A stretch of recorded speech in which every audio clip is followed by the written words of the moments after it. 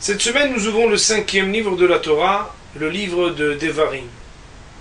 Et il y a les prescriptions, les mitzvot du Bet Din, du tribunal. On lui demande de ne pas être corrompu, mais surtout et avant tout, être circonspect.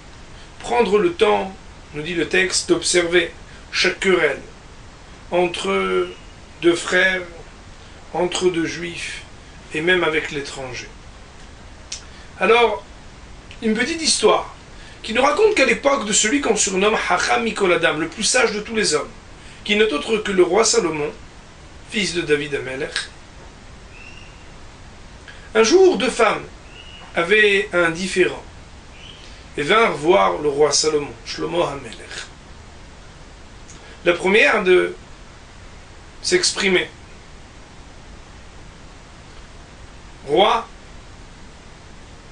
votre majesté, voilà que, avec cette dame, nous vivons en cohabitation. Et toutes les deux, nous avons eu un bébé qui est né le même jour. Seulement, vous savez, le sien est décédé, presque mort-né, alors que le mien est resté en vie. Seulement, le matin, lorsque je me suis réveillé, elle avait changé les bébés de berceau.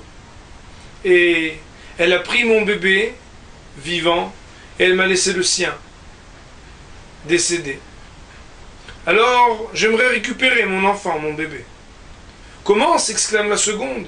Mais non, ça n'est pas vrai. C'est le mien qui est vivant. C'est mon bébé. Comment? Mais non, mais si. Et voilà donc une querelle qui se propose devant le roi Salomon. Alors, bien sûr, vous imaginez, le roi Salomon qui, lorsqu'il s'exprime, ne s'exprime pas seulement devant ses deux mamans, mais devant tout le royaume, qui leur dit, mais écoutez, il n'y a aucun problème. La Torah a déjà pensé à ce genre de problématique. C'est la raison pour laquelle il y a deux yeux, deux oreilles, deux bras, deux pieds. Il y a un différend entre vous? Eh bien, qu'on amène, s'il vous plaît, un glaive, et que l'on tranche ce bébé en deux. Comment? Quoi? C'est là que tout le monde est surpris.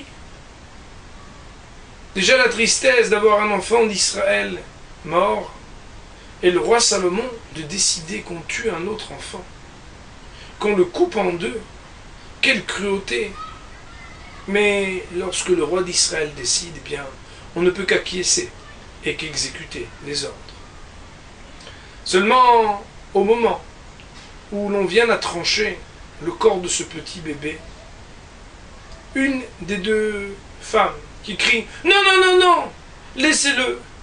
Laissez-le en vie! Je préfère encore perdre mon bébé plutôt que de le voir mourir. » Alors que la seconde, eh bien, était restée silencieuse, presque en attente. Alors, bien entendu, le roi Salomon de dire à ceux qui exécutent ses ordres de se mettre de côté, et il regarde l'assemblée réunie et leur dit « Ne voyez-vous donc pas qui est la vraie maman et qui est la malhonnête, celle qui est capable par son amour pour son bébé de renoncer à voir son fils et le laisser chez une étrangère pour toute sa vie plutôt que de le voir souffrir, que de le voir mourir. » De là, nous voyons comment les sages d'Israël, le Bedin, le tribunal, autant que les rois, nos rabbanim qui doivent trancher, eh bien, ont toujours su le faire avec circonspection pour toujours trouver le tzedek, la justice. À très bientôt.